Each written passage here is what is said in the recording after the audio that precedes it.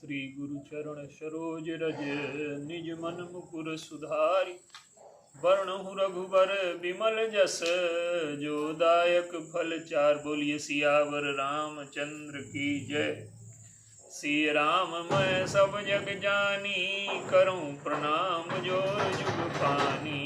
आइए, हमारे शास्त्रों में जो जीवन के गंभीर रहस्य छिपे हैं, बुद्धि का पत्थर हो जाना, बुद्धि का जड़ हो जाना। अहिल्या जो श्राप से पत्थर हो गई, उसका तात्पर्य क्या है? देखिए, हमारे जो शास्त्र हैं, शिक्षा मनुष्य के बाहरी जीवन को व्यवस्थित करती है, और जो विद्या है वो बाहरी और आंतरिक दोनों जीवन की सटीक समझ है और दोनों को जो व्यवस्थित करती है। तो हमारे शास्त्रों में अहिल्या प्रसंग का जो बुद्धि का जड़ हो जाना है, इस पर आज विचार करें। गौतम ऋषि हैं, तपस्या में रत हैं। वो, उनकी पत्नी अहिल्या है। अहिल्या को गोस्वामी जी ने बुद्धि कहा है।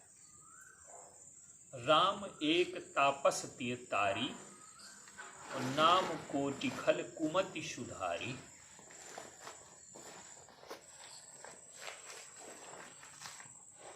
कुमति, जब बुद्धि हमारी कुमति हो जाती है, जड़ हो जाती है, तो अहिल्या का स्खलन कैसे होता है? धर्म के दो पक्ष हैं। जीवन में भोग मनुष्य की आवश्यकता है, लेकिन वो धर्म के माध्यम से उपलब्ध हो। तो धर्म का पहला पक्ष है सुख चाहे मूढ़ न धर्म रता, और इसी को विस्तार में कहा गया कि धर्म नीति उपदेशीयता ही कीर्ति भूति सुगति प्रिय जाही। कीर्ति, भूति और सुगति जिसे प्रिय हो, धर्म का एक पक्ष है। धर्म के मार्ग से भोगों की उपलब्धि। और धर्म का एक पक्ष है जो त्याग, निष्कामता, मोक्ष का समर्थन करता है। धर्म ते विरति जोग ते ज्ञाना। धर्म से भोगों को भोगें और जब उनसे तृप्ति न हो तो वैराग्य का जन्म हो। तो अधिकांश लोगों के जीवन में भोगों को भोगते हुए तृप्ति नहीं होती, क्योंकि विषयों का स्वभाव ही नहीं, लेकिन उससे वैराग्य का जन्म नहीं होता। तो जब जीवन में वैराग्य का जन्म हो जाए, ये धर्म का दूसरा पक्ष है। धर्म से विरति जोगते ज्ञाना, ज्ञान मोक्ष प्रद वेद बखाना, ये मोक्ष मार्ग है। तो धर्म के द्वितीय पक्ष को गौतम ऋषि ने अपने जीवन में साकार किया, और अहिल्या उनकी अनुगामिनी है, पत्नी। तो जो बुद्धि है वो हमारी अहिल्या है। गोस्वामी जी कहते हैं कि सहस शिलाहुते जड़मति भई है।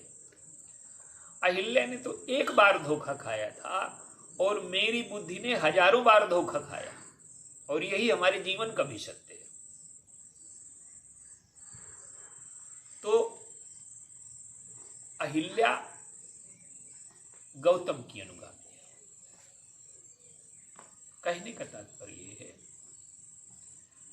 कि बुद्धि के द्वारा हम अपने कर्तव्य कर्म को, धर्म को पहचानें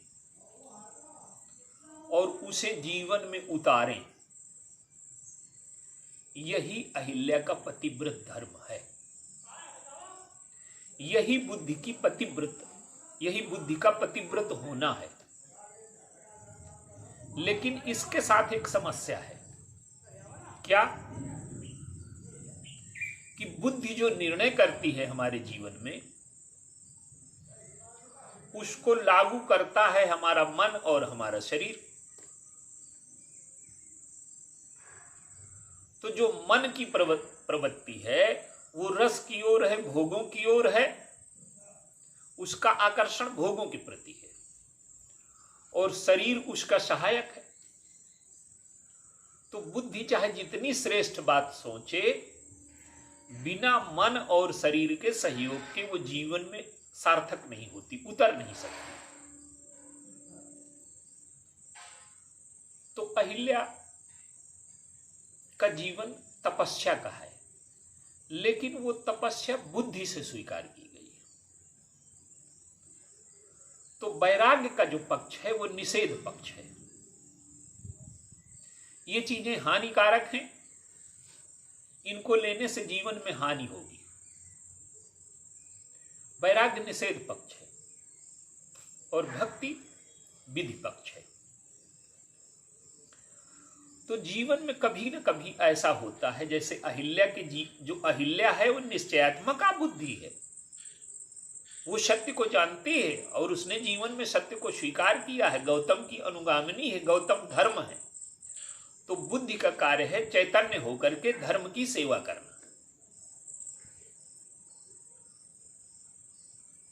बुद्धि का कार्य भोगों का समर्थन नहीं है, भोगों की सेवा नहीं है। आज यही हो रहा है, इसीलिए समाज में विकृति है, उत्पीड़न है, अन्याय है, दुख है, अशांति है, पीड़ा है। तो एक दिन गौतम स्नान के लिए जाते हैं ब्रह्म मुहूर्त में, और अहिल्या को भ्रम हो जाता है। इंद्र गौतम के वेश में आता है। अब अहिल्या जो बुद्धि है वो निर्णय करने में थोड़ा चूक गई, क्योंकि चित्र व्यक्ति नहीं होता, चरित्र व्यक्ति होता है। गौतम के साथ रहते हुए उसने इतने दिनों में उनके चरित्र को न परखा होगा क्या? और ब्रह्म मुहूर्त में ऐसी याचना कर सकते हैं वो? उसे सोचना चाहिए। और अगर उसकी बुद्धि चैतन्य होती तो वो रोकती अपने पति को। इसीलिए इंद्र के साथ अहिल्या को भी श्राप दिया जाता है। लगता है कि अहिल्या का कोई दोष नहीं। तो मन और शरीर जब एक तरफ हो जाते हैं तो हमारी बुद्धि हार जाती है, और यही पतिव्रत का भंग होना है, और यही बुद्धि का पत्थर हो जाना है। तो जो बुद्धि की जड़ता है, वैराग्य से उसको नियंत्रित कर पाना बड़ा कठिन है। कुछ लोग कर लेते हैं जो मोक्ष मार्ग में जाते हैं, जो बड़े साधक हैं। लेकिन भक्ति क्या करती है कि वो भोगों का विकल्प देती है। उसमें मन, शरीर और बुद्धि का द्वंद्व नहीं होता। भोगों में जो आकर्षण है, तो भक्ति में भोगों का निषेध नहीं है। तुम्हि निवेदित भोजन करही, प्रभु प्रसाद पट भूषण धरही। भोगों को भोगिए पर प्रसाद बना करके, भगवान को अर्पित करके। तो जब भक्ति में भोगों को प्रसाद बना लिया जाता है, तो जो भोग जीवन में असंतोष पैदा करते थे वो तृप्ति पैदा करने लगते हैं।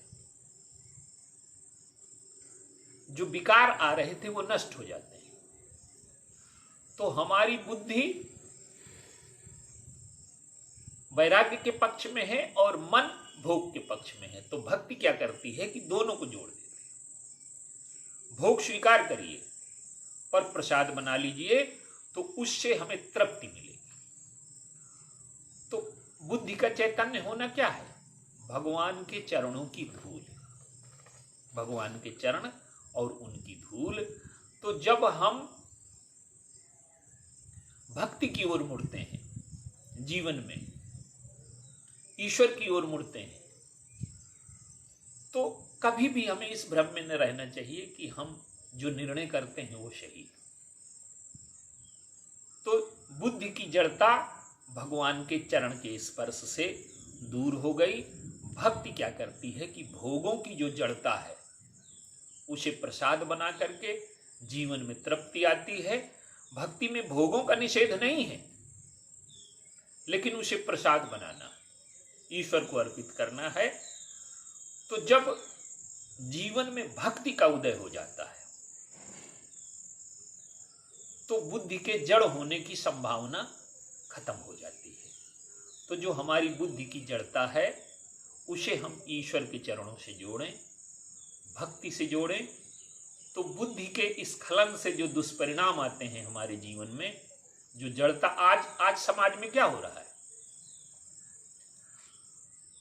दो विकल्प हैं हमारे सामने। बुद्धि को या तो इंद्र के साथ जोड़ दें या गौतम के साथ जोड़ दें। तो आज समाज में क्या हुआ है कि बुद्धि को हमने इंद्र के साथ जोड़ दिया। बुद्धि का कार्य केवल धन इकट्ठा करना, भोगों को इकट्ठा करना, भोगना और अंत में अतृप्ति और अशांति, क्योंकि भोगों की प्रवृत्ति यही है। तो बुद्धि जब तक